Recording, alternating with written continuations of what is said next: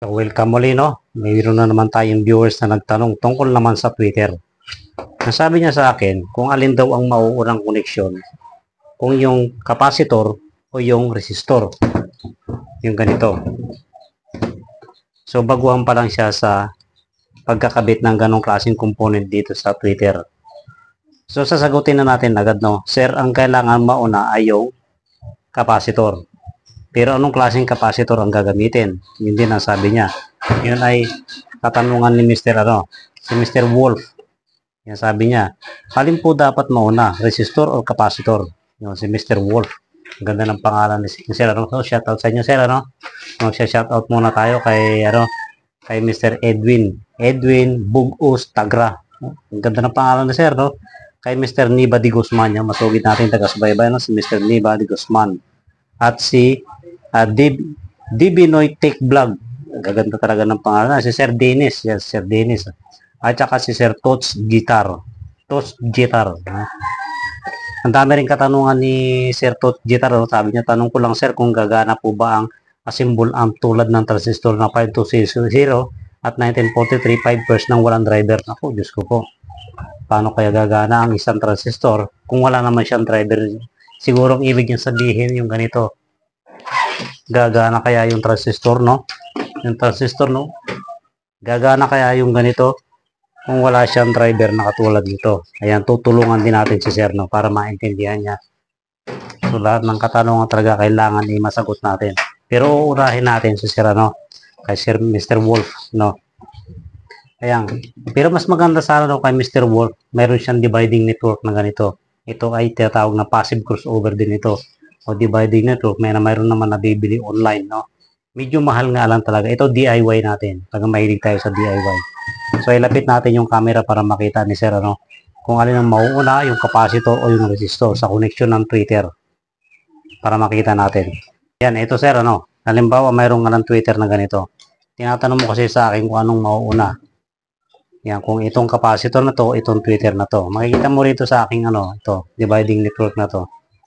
Dito nakakabit yung Twitter niya sa gitna dito. Yan. So makikita mo rito sir. Ito itong Twitter na to. Yan na yan yung Twitter niya. Ito yung out niya. Ito yung Twitter. Ito yung kanyang negative. At sa kabila naman, ito yung kanyang woofer. Kasama ito na rin ang kanyang negative. So itong resistor na to, ayan. So magka-series lang sila sa dulo.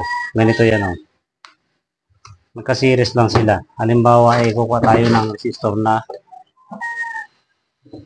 ito sir, halimbawa, ito yung resistor na to. So, ang ginamit natin dito ay 10 watts.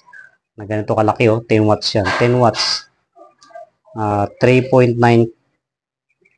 ohms, k ohms. Yan, 10 watts. Laging 10 watts ang gagamitin sir. Hindi yung ganito maliliit, no? Laging 10 watts. Ito nga pala, itong diagram nito. Ayan Kung gusto nyong gayahin sir, Ang diagram nito ay galing sa concert na two-way speaker.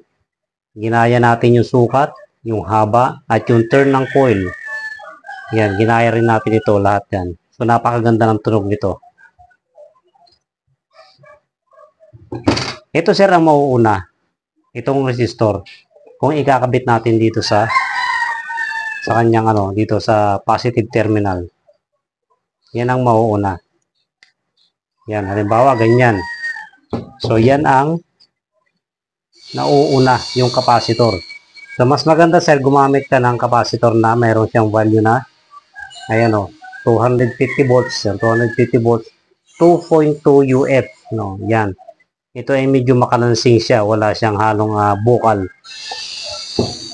Pag 3.3 ang gagamit, pasensya na kayo sa kapitbahay, medyo maingay. And then, halimbawa, ito na yung resistor niya. Yan ang mauuna and then idudugtong mo ito. Yan, nakadugtong siyang ganyan. Kita ba sa camera? Yan. Nakadugtong siyang ganyan. And then, dito sa positive side niya lang Yan. And then, ito naman, dulo nito, dito sa negative. Nakaparallel siya. Yan, parallel. Yung isa sa negative. Yan, isa sa negative. Yung isa nakadugtong dito. Sana maintindihan mo sir, kahit dahil dito yan Ito yung dulo niya, ito. Yung dulo nito, tsaka yung dulo ng capacitor ay capacitor, tsaka dulo nitong resistor ay magka-series o magkasama. Yan. And then yung isa sa ground. Yan. Sa ground yung isa. Yan. Ganito din yan, oh. Yan. Magkasama yung yung kapares na dulo niya magkasama, magka-series, and then yung isa sa negative o ground. And then dito yung positive, yung negative dito, yung negative, at dito naman yung positive na speaker mo, dito sa gitna. Ayan. Hihinahin mo dito, yan dito. Ito yung positive, ayan o. Meron siyang pula. And then ito, yung ground. Yan, wala siyang guhit. Dito, at saka dito sa gitna. Ayan, ganyan. So, kita mo ba sa camera? Ayan. Ganyan, sir. Ganyan, sir, ang gawin mo. Yung resistor na gagamitin mo ay 10 watts. Yan, ito nagsisilbing protection ito, 10 watts. So, sana ay nasagot natin yung kanyang katanungan, ano? Yan. Baka tatanungin mo rin, sir, saan galing ang magiging signal, no? Saan galing yung signal? Itong positive nito, ay nakadugtong rin naman dito sa speaker, sa woofer ng speaker. Dito sa may positive niya. So, kukuha ka rito ng signal, ayan o, naka-parallel lang dyan, kuha ka ng signal sa woofer mo, and then dugtong dito sa tweeter. Bagay, yun lang naman ang katanungan mo kung alin ang mauuna, kung capacitor o resistor. So, mauuna ang capacitor. Kasunod ang resistor na naka-series at yung isa ay papunta doon sa ground. Pero mas maganda, bumili ka, sir, ng ganito. May nabibili online yan, hindi ka na mahihirapan. Pero kung sa bahay DIY, ito, ganito. Yan. So, ayun, no, sana ay nasagot natin yung katanungan ni Mr. Wolf. No, talagang Wolf, talagang nakakatakot yung pangalan ni Sir, Mr. Wolf. Sana ay nasagot natin, ano. Shout out na rin po sa lahat ng ating subscribers at followers sa inyong patuloy na pagsusubaybay. So, sa susunod naman, meron din katanungan dito kung paano daw ang koneksyon ng mula sa transformer papuntang capacitor, papuntang diode. Sige, sa susunod na video, sir, no? So, maraming salamat po at kay Mr. Wolf. Sana ay nakapagbigay tayo ng kunting kaalaman.